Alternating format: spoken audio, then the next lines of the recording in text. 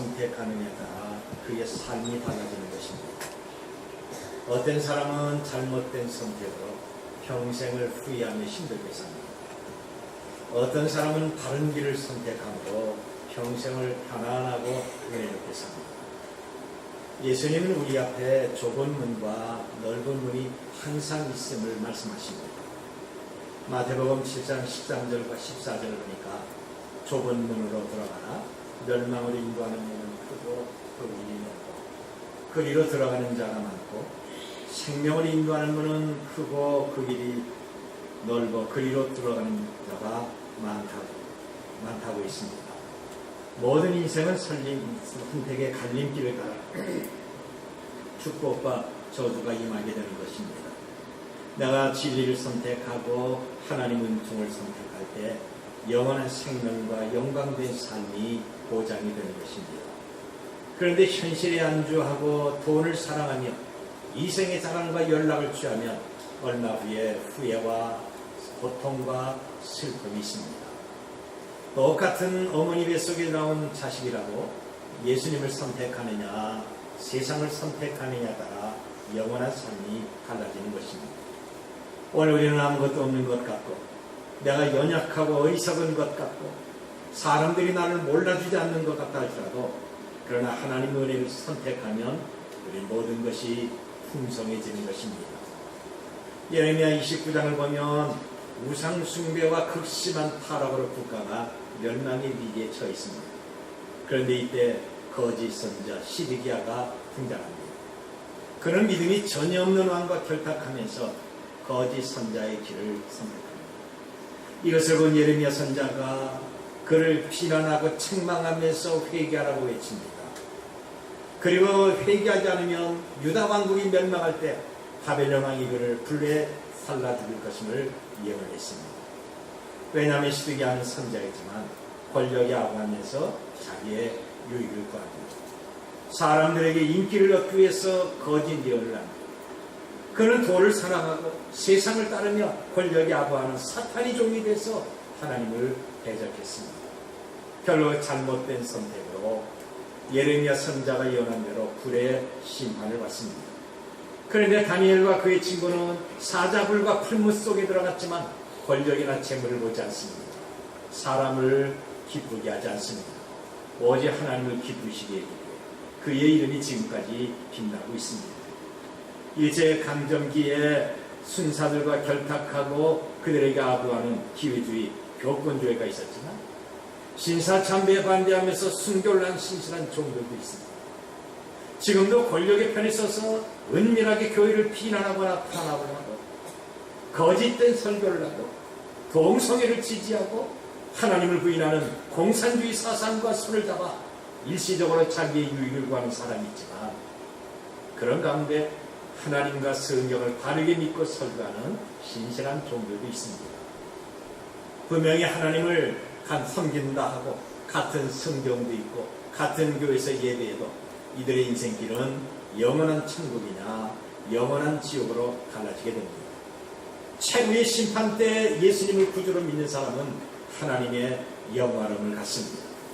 그러나 세상과 짝짓고 세상의 방식대로 사는 사람들에게는 열매 없는 가라지가 되어 지옥 속에 던져지게 되는 것입니다. 우리가 교독한 오늘 본문의 주인공은 사도 바울입니다. 바울은 신앙의 사람입니다. 그는 충성의 사람입니다. 담대한 용기의 사람입니다. 한마디로 하나님을 기쁘시게 했습니다. 그는 3번씩이나 아시아와 유럽의 여러 지역을 다니면서 복음을 증거하는 동안에 어느덧 머리에는 흰머리가 생겼습니다. 나이를 먹어 쉽게 지치고 피곤한 노인이 돼서 이제 병으로 고생을 합니다. 바울은 자기의 생애가 얼마 남지 않은 것을 깨닫고 마지막으로 다시 한번 복음을 위하여 헌신하기를 원했습니다. 그래서 예루살렘으로 가는 도중에 잠시 가이사라로 들립니다. 본문은 가이사라에 사는 빌립 집사의 집에 유숙할 때 선지자가 와서 당신은 예루살렘에 가면 결박을 당해서 로마 군인의 손에 넘겨질 것이라는 예언을 듣습니다. 그런데 바울은 나는 주 예수의 이름을 위하여 결박당할 뿐 아니라 죽을 것도 각오했다는 굳은 신앙 고백을 합니다. 그리고 예루살렘으로 올라가서 결국 결박당에 신문받은 후에 로마에서 순교의 제물이 됐습니다. 과거 성지순례 갔던 제자에게서 그림 엽서 몇 장을 받았습니다. 그 중에 하나가 사도 바울이 순교하는 장면입니다. 로마 군인이 칼로 바울의 목을 내리칠 때 그의 목이 땅에 떨어져 3번 바닥에 튀어올랐습니다. 그리고 그의 목이 튄 곳마다 주먹마다 바위가 하나씩 생겼습니다. 지금 바울이 순교한 그 자리에는 바울 사도교회가 건축돼서 많은 순교자들의 발걸음이 끊어지지 않습니다. 결국 바울이 흘렸던 그 믿음의 피는 세계를 그리스도에게 오게 하는 하나의 이정표가 됐던 것입니다. 오늘 본문은 3가지 계주로 나누게 됩니다. 제일 먼저는 죽음을 각오하고 예루살렘으로 올라간 바울의 모습을 볼 수 있습니다. 성령의 감동으로 그가 예루살렘에 가면 반드시 결박당하고 죽는 것은 압니다. 그런데 피하지 않고 담대하게 예루살렘으로 올라간 이유가 무엇입니까? 2가지인데, 먼저는 주님 은혜에 감격해서 자기 자신의 마지막 생명을 주님을 위해서 드리기를 원했던 겁니다. 디모데후서 4장 6절 보니까 전제와 같이 내가 벌써 부어지고 나의 떠날 시각이 가까웠도다 그랬습니다. 나이가 많고 약해진 바울은 그의 생애가 얼마 남지 않은 것을 알게 됩니다. 그래서 지난 과거를 되돌아볼 때 철없이 날뛰면서 예수님을 박해하고 대적한 부끄러운 자기 자신을 그는 생각을 합니다. 그런데 예수님의 사랑은 다메섹 도상에서 그를 부르시고 만나주셨습니다.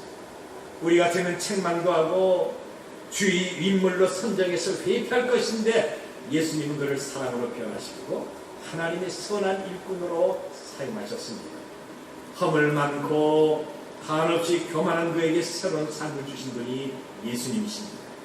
그래서 바울은 이것을 회상하면서 주님의 은혜에 늘 감격하고 있는 겁니다.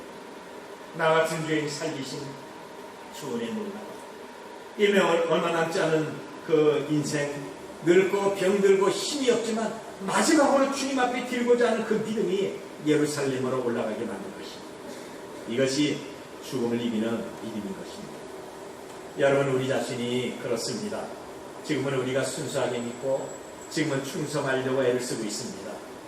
그러나 오래전에 내가 믿음이 없었고 내 마음대로 살고 하나님을 멀리할 때 예수님이 우리를 찾으시고 만나주셨습니다. 세상을 보면 원수 갚기 위해서 찾아다니는 사람이 있습니다. 빌려준 돈을 받기 위해서 찾아다니는 사람이 있습니다. 남들에게 도움을 받기 위해서 찾아다니는 사람이 있습니다.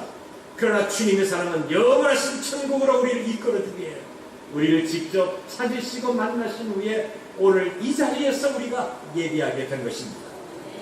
시편 68편 19절 보니까 날마다 우리의 짐을 지시는 주 곧 우리의 구원이신 하나님을 찬송할지라 그랬습니다. 우리를 만나신 예수님은 인생의 무겁고 곤간짐을 다 담당하시고 우리를 여기까지 인도해 주셨습니다. 이제는 극심한 환난을 겪으면서 힘든 생활한 과거가 계속되는 것이 아닙니다.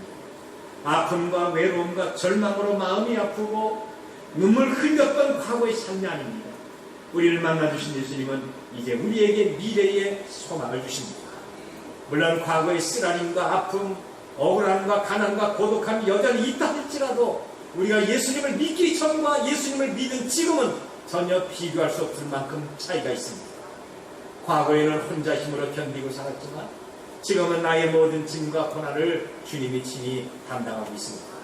정말 놀랍고 큰 하나님 은혜에 감사하지 않을 수가 없습니다.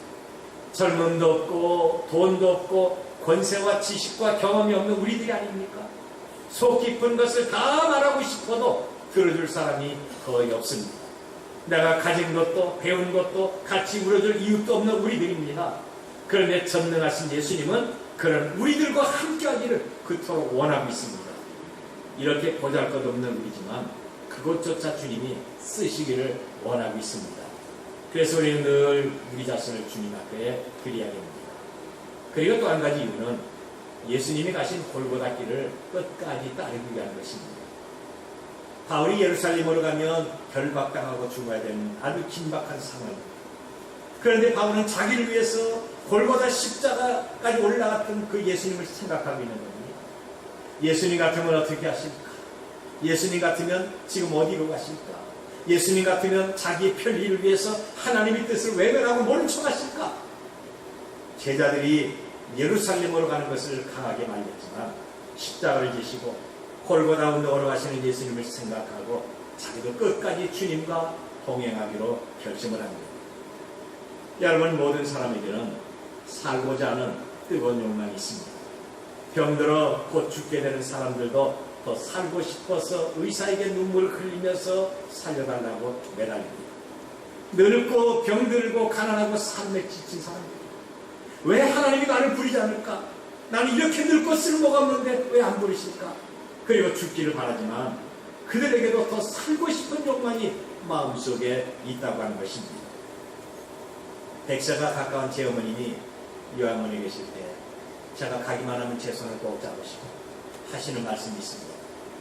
하나님이 왜 나를 안 부르실까? 빨리 죽었으면 빨리 천국에 가야 되는데 정말 천국 가고 싶고 하나님이 빨리 부르셔야지. 제가 기도하고 어머니를 떠나려고 하면 어디서 그런 힘이 나는지 재빨리 제 손을 꽉 잡고, 예, 신목사 어디로 그 힘이 없는데 영양제 한 대만 맡겨주라. 나 알부민 한 대 맞아야 되겠다. 그리고 졸아계십니다. 여러분, 천국도 좋고 이 땅에서 우리가 힘들고 어려워도 더 살고 싶은 욕망이 누구에게나 다 있다고 하는 겁니다. 이렇게 모든 사람에게는 더 살고 싶은 욕망도 있지만 환난과 고난과 핍박을 피하고 싶은 욕망도 있습니다. 바울에게 왜 이런 욕망이 없겠습니까? 그는 끈질긴 삶의 애착을 예수님을 향한 믿음과 천국의 소망으로 완전히 포기해버리고 말합니다. 히브리서 11장 35절을 보면 또 어떤 이들은 더 좋은 부활을 얻고자 하여 심한 고난을 받되 구차히 훈련하기를 원하지 아니하였으되 그랬습니다. 골고다 언덕길은 험한 고난의 길입니다. 인생에 쓰라림이 있는 길입니다.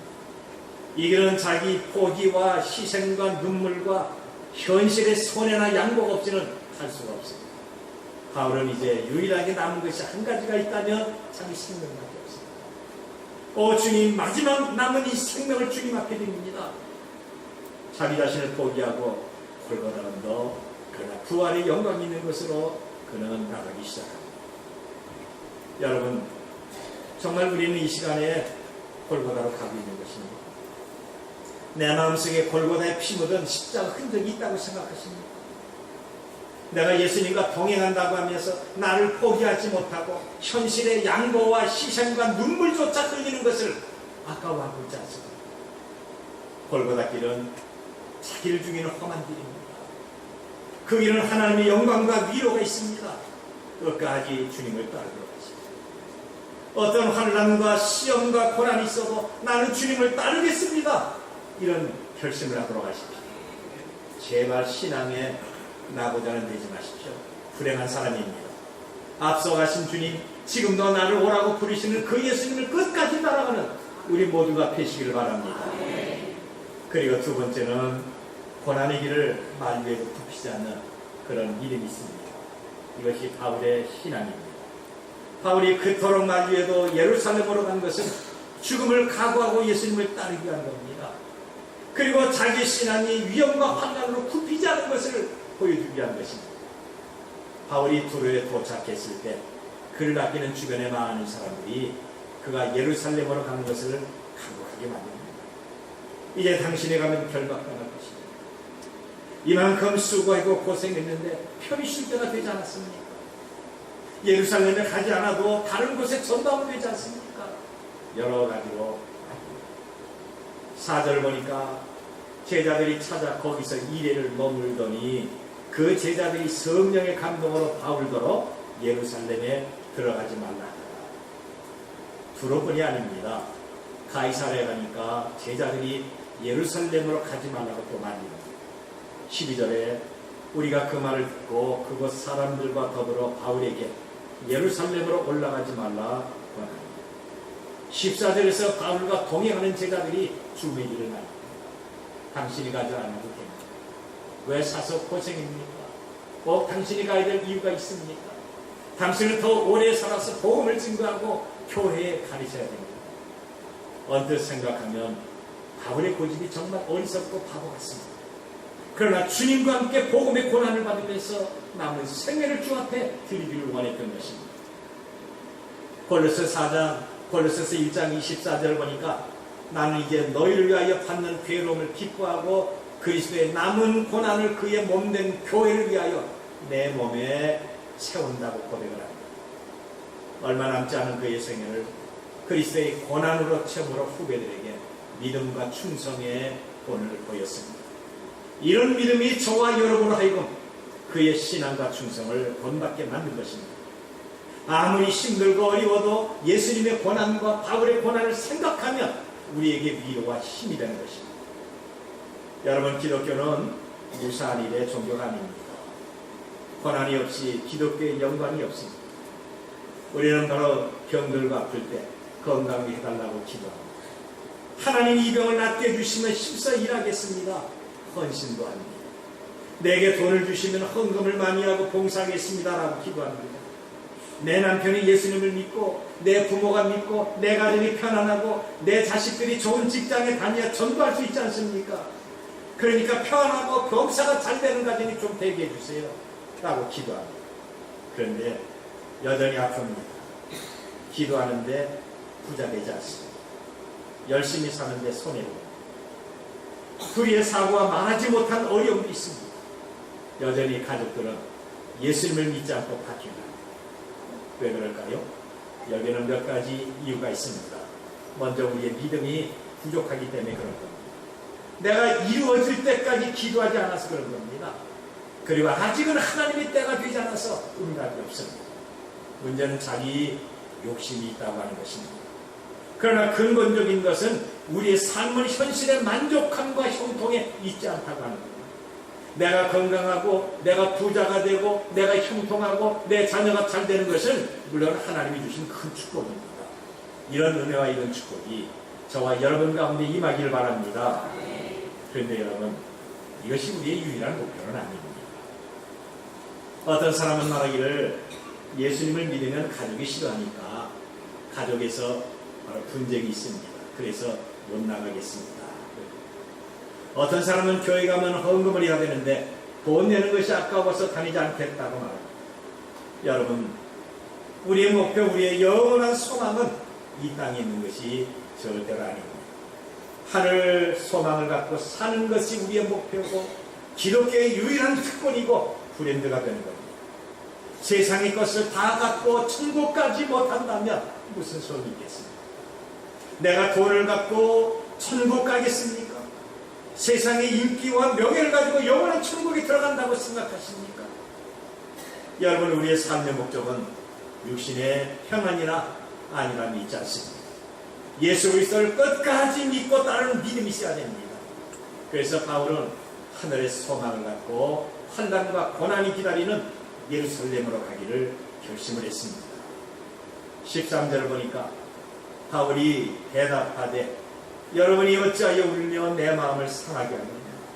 나는 주 예수의 이름을 위하여 결박당할 뿐 아니라 예루살렘에서 죽을 것도 각오하였노라 그랬습니다.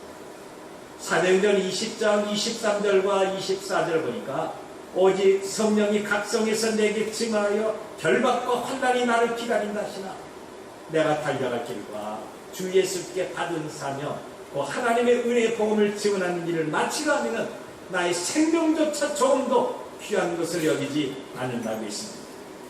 견디기 힘든 시험과 환난이 있고 억울함이 있어도 겁내지 말고 담대하게 나가면 됩니다. 찬송가 가사처럼 불같은 시험 많아도 겁내지 맙시다. 구주의 본능 그 신이 이기고 남겠네 라고 했습니다. 여러분, 지금 여러분 어떤 고난이 있습니까? 환난과 시험에서 주의 도우심을 바라보길 바랍니다. 절대 세상의 권세와 불의와 타협하지 마십시오. 세상의 것은 잠시 잠깐입니다. 그런데 우리에게는 칭찬과 영광과 존귀함이 있는 것입니다. 믿음의 담력을 가지고 승정도를 올리는 그날까지 힘써 주님을 따르도록 하십시다. 그리고 마지막 세 번째로 보면 자기가 들어갈 영원한 천국을 바라봤던 것입니다. 이제 사도행전도 끝나갑니다만 사도행전 22장과 3장은 바울이 동포들과 공의 앞에서 피맺힌 설교를 하는 내용입니다. 그리고 24장과 25장은 벨릭스와 베스도 총독 앞에서 장차 다가올 하나님의 공의와 심판을 경고한 내용이고, 26장에서 마지막 28장까지는 아그리파 왕과 가이사 앞에서 마지막으로 자기가 경험한 것을 간증하며 설교한 내용입니다.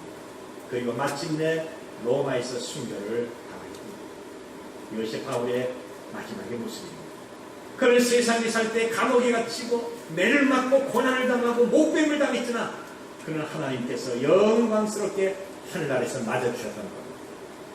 우리의 삶, 성도의 삶은 이 땅에서 어떻게 사느냐 하는 것도 중요하지만 어떻게 죽는가 하는 것이 더 중요한 것입니다. 저와 여러분은 오직 믿음으로 살다가 천국문에서 두 팔을 활짝 벌리고 맞이하는 이런 죽음을 경험해야 될 것입니다. 과거 병원에 신방 갔을 때 어떤 침대에 누워있는 젊은 청년이 한탄하면서 말하는 것을 들었습니다.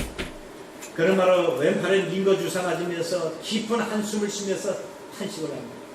아, 원통하고 내가 왜 병원 신세를 져야 되느냐, 왜 내 신세가 이 모양인가, 그리고 눈물 흘리는 것을 봤습니다. 그래서 간단하지만 예수님을 말하고 그분을 영접할 것을 제가 권했지만 그런 침묵으로 예수님 영접하기를 거절을 했습니다. 그 의아한 일이지만 자기 신세를 한탄하며 눈물 흘렸던 청년은 얼마 못 가서 세상을 떠났습니다. 여러분, 오늘 우리는 어떤 모습으로 죽음을 준비해야 될 것입니다. 성도의 삶은 장차 내게 다가올 죽음을 준비하는 삶입니다. 죽음은 우리에게 늘 예고 없이 찾아오는 것입니다.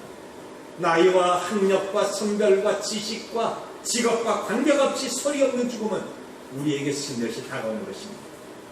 저나 여러분은 스데반이나 바울처럼 순교하지 못해도 믿음으로 살면서 헌신하고 봉사하다가 하나님 품 안에서 참 평안과 안식을 누려야 될 것입니다. 우리가 믿고 헌신하고 봉사하는 것은 세상에서 끝나는 것이 아닙니다. 하늘나라에 영원한 상급이 있습니다. 하나님의 영광과 놀라운 축복이 우리를 기다리고 있습니다. 고린도후서 5장 1절 말씀을 보면 만일 땅에 있는 우리의 장막집이 무너지면 하나님께서 지으신지 곧 손으로 지은 것이 아니요 하늘에 있는 영원한 집이 우리에게 있는 줄 아노니 그랬습니다. 내가 예수님을 믿고 충성하고 봉사하다가 영광스럽게 세상을 떠나는 그날 하나님이 친히 지으신 영원한 집에서 영생의 기쁨과 놀라운 평안이 있는 것입니다. 그래서 믿음으로 사는 사람은 어떤 고난과 죽음도 두려워하지 않습니다. 하나님을 반대하고 그리스도인들을 비웃으면서 끝까지 멸시한 볼테르라가는 철학자는 나는 하나님과 사람에게 버림을 당했다. 나는 이제 지옥에 간다. 비명을 지르면서 그는 죽었습니다. 토마스 스카트는 죽으면서 나는 지금까지 하나님도 없고 지옥이 없는 줄 알았는데 이제는 이것이 있다는 것을 확실히 합니다. 이제 나는 영원한 멸망으로 들어간다 라고 말했습니다. 그런데 예수님을 믿고 하나님을 영원하게 하는 성도의 죽음은 심히 아름다운 것입니다. 미국의 부흥사 무디 목사는 땅은 물러가고 하늘이 열린다. 너희는 저 열린 하늘이 보이지 않느냐? 그러면서 바로 영원하신 천국으로 들어갔던 겁니다. 제가 좋아하는 성경 주석자인 맥클라인 목사는 야, 밤이 왜 이렇게 화나냐? 천사들로 가득 찼구나. 그 말하고 눈을 감았습니다. 존 번연은 나는 이제 예수님께 간다. 나는 거기서 영원히 머물 것이다. 그러면서 숨을 거뒀던 겁니다. 종교개혁자 칼빈은 영광 외치면서 하나님 품 안에 들어갔습니다. 오늘 예배하는 여러분은 마지막 말에 무엇을 하고 싶습니까? 여러분은 어떤 죽음을 맞이하겠습니까? 히브리서 9장 27절 보니까 한 번 죽는 것은 사람에게 정하신 이치요 그 후에는 심판이 있다고 했습니다. 저와 여러분의 앞에는 죽음이 놓여 있습니다. 피할 수 없는 죽음, 연기할 수 없는 죽음이 있습니다. 피할 수 없는 죽음이라면 예수님을 잘 믿고 충성하고 봉사하다가 열린 하늘문에서 우리를 영접하기 위하여 일어나신 예수님을 보면서 우리는 영광스러운 천국에 들어가야 될 것입니다. 내가 억지로 예배하고 억지로 교회 나오고 억지로 봉사하다가 죽음 앞에서 후회스러운 탄식과 두려움으로 자식들을 고통스럽게 하지 마십시다. 감사하고 충성하고 전도하고 기도하면서 하나님이 기쁘시게 하고 영광 영광 할렐루야 감사합니다 하면서 영원한 한나라로 들어가길 바랍니다. 파니 크로스비는 1820년 미국 뉴욕주에서 태어나서 96년을 살았던 연약한 여자입니다. 그는 태어나자마자 6주가 지나자 안질에 걸렸습니다. 그런데 의사의 오진으로 죽을 때까지 앞을 보지 못하는 맹인이 됐습니다. 그가 태어난 지 1년 후에 아버지가 사망을 합니다. 출생 6주 만에 맹인이 됩니다. 아버지의 사랑을 받지 못하고 아버지는 저 세상으로 갑니다. 그래서 그의 별명은 고난의 여사입니다. 천진난만하게 자랄 때 아버지와 말도 하지 못했고 아버지를 볼 수가 없었고 아버지의 사랑을 알 수가 없었습니다. 뿐만 아니라 세상의 아름다움을 보지도 못하는 그 맹인의 열등감 때문에 친구도 사귈 수가 없었습니다. 그가 15살 때 맹인학교 들어가서 7년을 공부를 했습니다. 사춘기에 들어서면서 점점 큰 고민과 갈등이 심해집니다. 내가 이렇게 사는 것이 무슨 행복이 있는가? 남들은 연애한다고 하는데 나는 가까이 하는 사람도 없으니 이것이 무슨 행복인가? 사람들은 무지개가 아름답다고 하는데 어떻게 생겼을까? 내가 입고 있는 이 옷은 과연 어떤 색깔일까? 이렇게 아름답게 향기를 풍기는 꽃의 모양은 어떤 것일까? 사춘기에 갈등과 고난이 점점 가중됩니다. 그러면서 자기 생명을 끊을 기회를 엿봅니다. 그러다가 31살 때 예수님을 만납니다. 예수님을 만나기 전까지는 절망과 슬픔과 고독함, 고난과 눈물의 삶이었습니다. 그런데 예수님을 만난 이유는 기쁨과 평안의 삶이었고 은혜의 삶으로 변했던 겁니다. 지금까지 앞을 보지 못해서 슬픔과 눈물 흘리는 어두운 삶이었지만 예수님을 믿으면 그렇지 않습니다. 내가 하늘나라에서 눈을 뜨고 가장 먼저 볼 수 있는 사람은 예수님이라는 것을 그는 고백하고 간증하는 것입니다. 하나님 은혜로 결혼을 하고 무려 6,000개의 찬송시를 작사했습니다.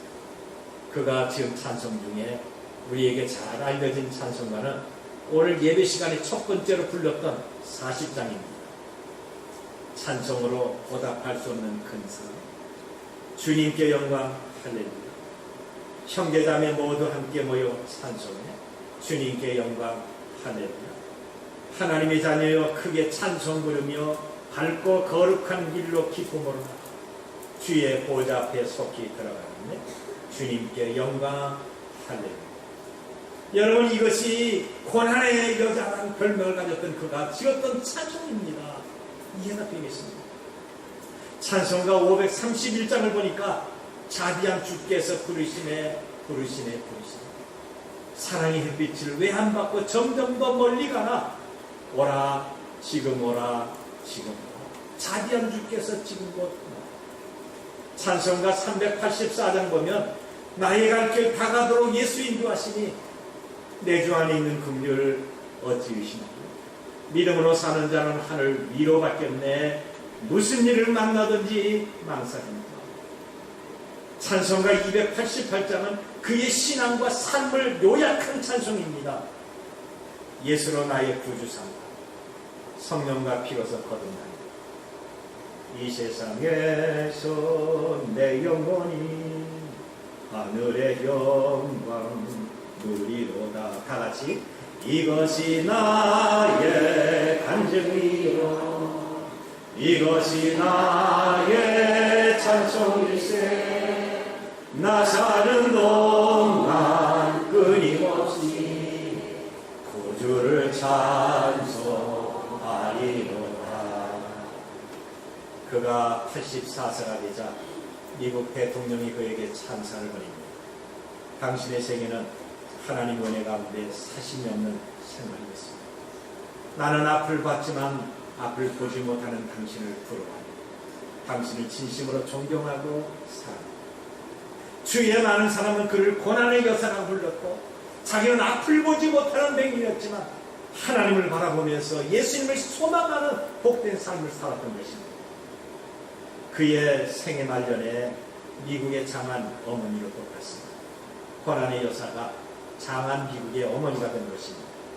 TV, 라디오, 신문과 잡지사의 기자들이 시상하는 날에 취재하려고 강단을 가늘게 메웠습니다. 이들은 수근거리면서 누굴까? 어떤 여자일까? 어떤 여자에게 미국의 장한 어머니가 될 수가 있을까? 궁금했습니다. 이때 앞을 보지 못하는 어떤 쪼글쪼글한 할머니가 더듬거리면서 누구의 부축을 받고 강단으로 올라옵니다.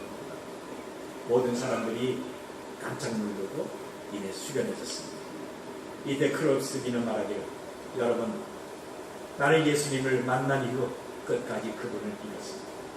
그분이 한 번도 나를 버리지 않은 것처럼 나도 한 번도 주님의 곁을 떠난 적이 없습니다. 내게는 예수님과 함께하는 것이 진정한 영광이었고 참된 행복이었습니다. 이 말이 끝나자 그 자리에 있던 모든 사람은 자리에 일어나 한우와 박수갈채로 그를 축복했습니다. 여러분, 태어나면서부터 앞을 보지 못하는 맹인 여자가 예수님을 믿고 영광스러운 삶을 살았다고 한다면, 오늘 두 눈이 멀쩡하고 팔다리가 멀쩡한 우리가 왜 영광된 삶을 살지 못한 것입니까? 예수님을 따라가면서 구원의 은혜에 깊이 감사 돌아가십시다. 어떤 고난과 어려움 가운데도 불평하는 일이 없이 오직 예수님과 천국을 소망하면서 사는 우리가 되돌아가십시다. 생미는 그 순간 예수님 앞에 충성 봉사하다가 파니 크로스기나 사도 바울처럼 영광스러운 삶을 간증하는 우리 모두가 되시기를 주님의 이름으로 축원합니다.